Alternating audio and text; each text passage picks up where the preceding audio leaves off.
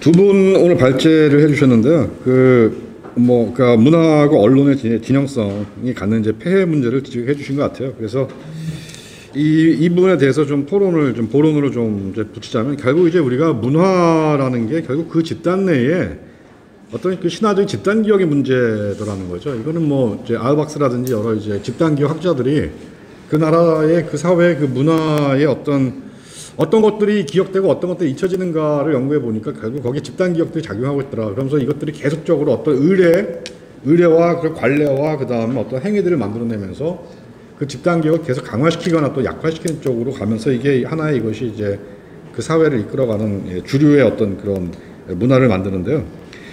그러니까 제가 오늘 이승만 대통령 얘기도 나오고 했는데, 여러분 혹시 2년 전에 2020년에 보훈처에서 이승만 대통령을 이승만 박사로 이렇게 얘기하려다가 국회에서 어느 의원이 그거에서 문제를 제기하고 해서 보훈처가 사과하고 대통령으로 하겠다고 한 기사 보신 적 있죠?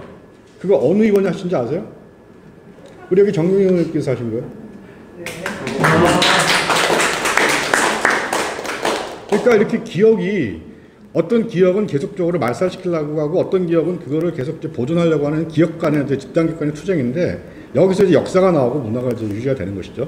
근데 우리는 사실상 그런 기억을 유지하기 위해서 행동하는 분들을 잘 기억을 못하는 거예요. 그러니까 정경희 의원님께서 여기 모셔서 이렇게 계신데도 우리는 모르잖아요. 그래서 이제 저는 이제 말씀드리고 싶은 게, 우리가 이런 그 집단 기억을 우리가 어떤 거를 기억할 것이고 또 어떤 것들은 우리가 또 잊을 것인가, 이거에 대한 우리가 어떤 데피니션과 전략들을 가져야 되겠다, 이제 이런 말씀드리고요. 우리 한국인의 집단 기억은 그럼 무엇이 되어야 되는가, 이 시대의 어떤 소명과 이 시대의 시대 정신이 요구하는 집단 기억은 무엇인가, 이런 문제를 좀 고민을 해야 된다.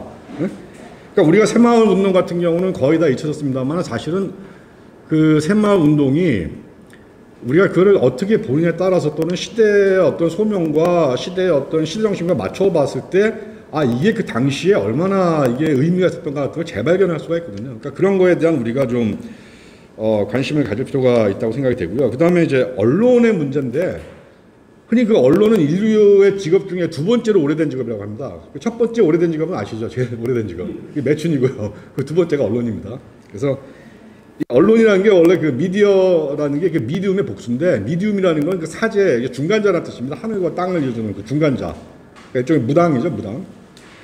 이게 오라클들이 결국 고대에는 이게 매춘업이었거든요. 정치적 매춘업이었습니다. 그러니까 그 집단과 그 부족 사회의 어떤 저거를 통합을 해주고 갈등을 치유해주고 하는 어떤 그런 역할을 하다 보니까, 그게 이제 그 사회의 어떤 주류 문화를 또 언론이, 미디어가 그걸 담당해야 되는 이제 이런 게 있는 것이죠. 근데 이것들이 자꾸 이제 포스트 모던 시대에 오면서 이게 중심부가 해체되고 각자 해체와 전복만 있지 어떤 그것에 대한 건설이라는 이 부분은 도시시대다 보니까, 오늘날은 이제 모두가 다 각자가 각자의 이제 주장만이 난무하게 되고, 또 특히 이제 그 BBC에서 이제 말한 그 포스트 트루스, 그러니까 이제 진실 이후의 시대로 지금 들어가는 거죠. 그러니까 뭐가 사실이고 뭐가 진실인지에 대한 그런 변별조차가 이제 의미가 없어지는 이제 시기가 오는데, 사실은 이 포스트 트루스 시대에 그래서 오히려 더 진실과 사실이 중요할 수도 있습니다. 사람들은 이제 그 과정에서 모든 게 상대화되는 과정에서,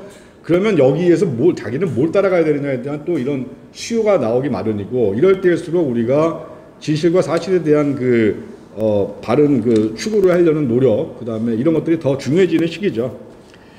근데 중요한 거는 이 진실은 사실과 다르고요. 우리가 흔히 이제 보수 우파 분들이 이제 사실에 많이 이렇게 집중하려고 하시는데, 우리 발제자께서 말씀하셨습니다만, 그 사실이라는 거는 그냥 이 인식이 만드는 과정들입니다. 그러니까 사실이 하나가 아니라 사실도 여럿이고 진실도 여럿이에요. 그러니까 무지개 색이 7개라는 거는 그냥 우리의 믿음입니다. 사실은 무지개 색이 몇 개입니까? 정말 수천 개, 수천만 개가 넘어요. 그거 다 못 씁니다, 우리. 다만 우리는 무지개 색을 그냥 7개로 정한 거예요. 근데 이게 고대 중국에서는 5개였고요. 오방색이어서. 아프리카에서는 지금도 3개를 봅니다. 무지개색을. 그런 겁니다. 그러니까 현재 우리가 살고 있는 우리 시대의 어떤 스키마라는 걸 통해서 우리가 그 프레임으로 우리가 사실을 받아들인 거기 때문에, 결국 이 프레임 전쟁을 어떻게 할 것이냐, 이게 굉장히 중요해지는 문제고, 이 프레임이라는 것은 결국 세계관의 문제고, 그러면 우리가 어떤 세계관을 구축할 것인가, 이 부분이 이제 앞으로 이 문화 전쟁과 이 집단적 투쟁에서 가장 중요한 이제 그 터대가 되는 것이죠. 어떤 세계관을 가질 것이냐. 예? 그러니까 우리가 수학도 그 증명을 못하는 공리 체계에서 가장 그래도 명징한 공리 체계를 가진 수학적 체계들이 오래 갈 수 있듯이 우리가 갖고 있을 수 있는 믿음의 이 부분에서 가장 명확하고 명징한 신뢰할 수 있는 이런 세계관을 믿음으로 갖는 것이 가장 중요한 문제라고 할 수 있겠습니다. 그리고 마지막으로 결국 이 모든 그 미디어나 이 문화는 결국 제도로 수렴이 됩니다. 이게 제도주의적 입장인데요. 제도라는 것은 정책의 산물이고요.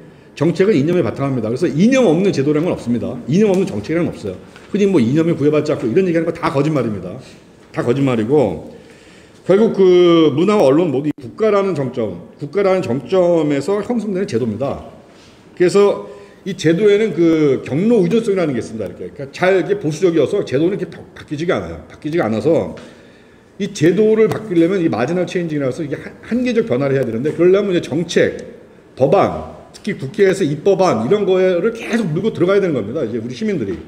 그래서 그 법안 하나가 그 성립될 때 그 입법의 동향에 우리가 참여해야 되고 꾸준히 감시를 해야 되고 이제 이렇게 가야 되는 거고요. 근데 마지막 하나만 말씀드리겠습니다.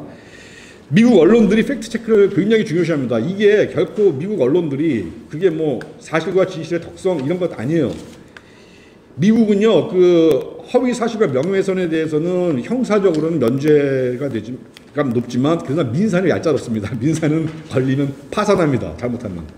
근데 우리나라 언론은 그 민사 부분에 대해서 상당히 그 명예훼손에 대해서 이렇게 유한 게 있어요. 뭐 3천만 원을 한도라고 이러는데 앞으로 우리가 언론 쪽에서는 이 사실과 진실을 추구하게 만들려면 이런 그 언론의 그런 부당한 그 거짓 뉴스 이런 걸로 인해서 일어나는 피해에 대해서 형사는 뭐 언론의 자유를 인정하더라도 다만 거기에 대한 부당한 피해를 보상하게 하는 이런 민사 이런 법안들은 우리가 좀 적극적으로 고쳐나갈 필요가 있다. 그래서 이런 그 사이비 언론들과 유사 언론들에 대한 피해를 줄일 수 있도록 이렇게 우리가 노력하는 것들이 이제 필요하겠다. 저는 이제 이런 생각이 듭니다. 그리고 죄송합니다. 마지막 하나만 하겠습니다.